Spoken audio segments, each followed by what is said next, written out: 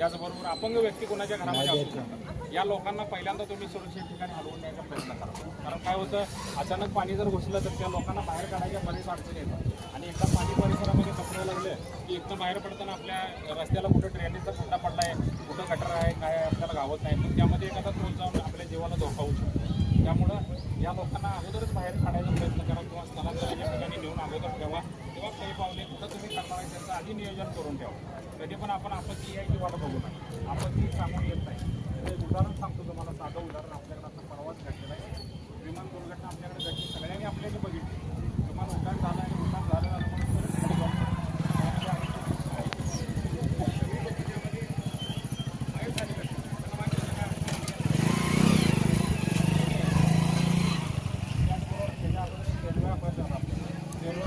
प्रवास करत होते आणि अचानक त्या रेल्वेमध्ये अफवा पसरवली की रेल्वेमध्ये आग लागली. आणि अफवा पसरवल्यामुळे लोकांची पळापळ चालू झाल्यामुळे लोकांनी त्यातल्या एकानं साखळी ओढली, रेल्वेची साखळी ओढल्यामुळे रेल्वेचं स्पीड हळूहळू कमी होत गेलं. ज्यावेळेला रेल्वेचं स्पीड कमी होत गेलं त्यावेळेला गाडीतल्या लोकांनी बाहेर उड्या मारल्या, जीव वाचवायसाठी बाहेर उड्या मारल्या. त्या बाजूला दुसरा रेल्वेचा रूळ होता आणि तिकडून दुसरी एक्सप्रेस गाडी येत होती. ह्या लोकांनी इकडं उड्या मारल्या, ती गाडी आली आणि त्यांच्या अंगावर नेली. त्यामध्ये लोकांच्या चिंधड्या झाल्या आणि अनेक लोक मोठे पडले. तर आपण या पद्धतीनं सुद्धा आपल्यावर येऊ शकते लक्षात.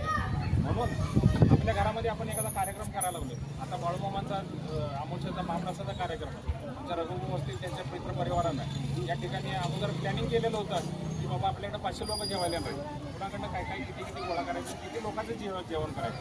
त्यांच्या मनात आलं 500 लोक जेवण केलं असं होत नाही. जसं आपल्या घरामध्ये आपण एखादा कार्यक्रम करणार असतो तर सगळीजण घरातली एकत्र बसतो आणि ठरवतो बाबा काय जेवण करावं, कोणाला सांगावं, किती माणसं, एक प्लॅनिंग.